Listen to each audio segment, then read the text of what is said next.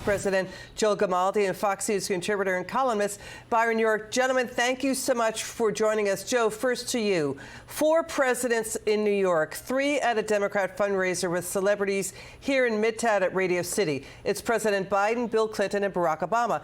We're showing a live shot. It's happening right now. Anti-Israel protesters about to march on Biden. We've also got more sound coming in. Former President Trump speaking outside the wake today of NYPD officer Jonathan Diller, murdered in the line of duty.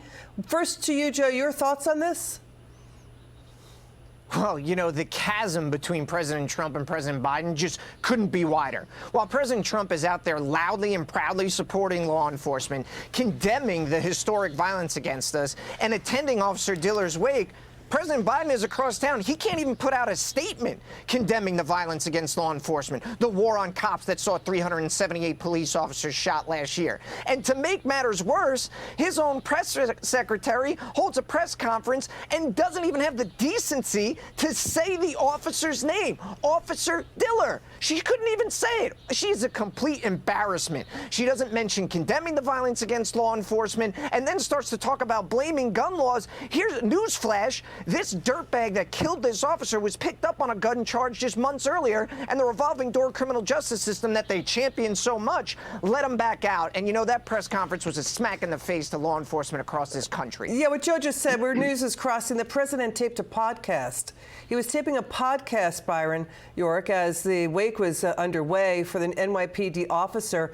You know, Byron, it feels like the president is out of touch again, not going to the toxic train crash in East Palestine, Ohio, slow to go to the border, sending his condolences to the family, the officer's family, through Mayor Adams. You know, more than 1,000 showed up in the rain to attend the wake.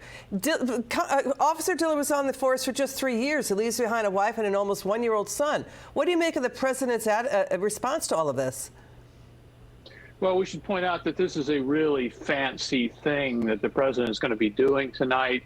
A big fundraiser at Radio City Music Hall with Bill Clinton and Barack Obama. Stephen Colbert will be their moderator or host or something or the other.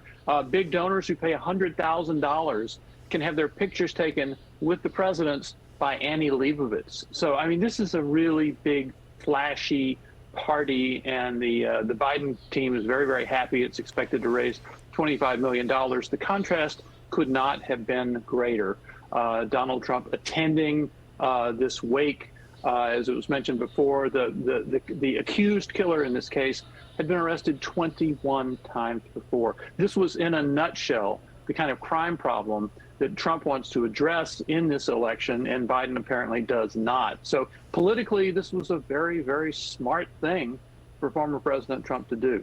You know, the former president is saying we lost a hero in the line of duty. Another cop killed in the line of duty. Former President Trump is speaking out. He looked visibly upset. He was moved by what was going on. Let's take a listen to the former president here. What happened is such a sad event, such a horrible thing, and it's happening all too often, and we're just not going to let it happen. We just can't. 21 times arrested, this thug, and the person in the car with him was arrested many times. And they don't learn because they don't respect the Diller family. You'll never be the same. You can never be the same. And we have to stop it. We have to stop it. We have to get back to law and order. We have to do a lot of things differently because this is not working. This is happening too often. Got to toughen it up. What do you mean? Got to have law and order. These things can't happen. We need law and order. We need law and order, but the White House press secretary is blaming Republicans, claiming Republicans are going weak on crime. What do you think, Joe? Yeah, that's a real nice trick she's trying to play on the American people. We know damn well what's going on in our urban communities, and that is we have rogue DAs and activist judges who are all from the far left who continue to let these criminals out over and over and over again. And it is fueling the war on cops in this country. The shootings of officers are up 60%. And when you bear down the numbers, you know who's killing cops? Repeat offenders, because every single cop killer, 85% of them have been arrested before. 71% are convicted felons. So maybe if we actually threw the book at people and held them accountable and kept them in prison, we wouldn't have a cop shot every 23 hours in this country. So what Joe just said, you know, Joe is upset for a reason. Clearly, the American people are being not listened to. The government is failing them. So, Byron, when you see what's going on, you said this is a stark contrast. It's a divide right now in America. How do you think the American people are going to see what's going on with this White House going to this glitzy fundraiser and not really paying attention, giving enough thought and recognition of a cop who's been another cop slain on the line of duty, leaving behind a one-year-old baby?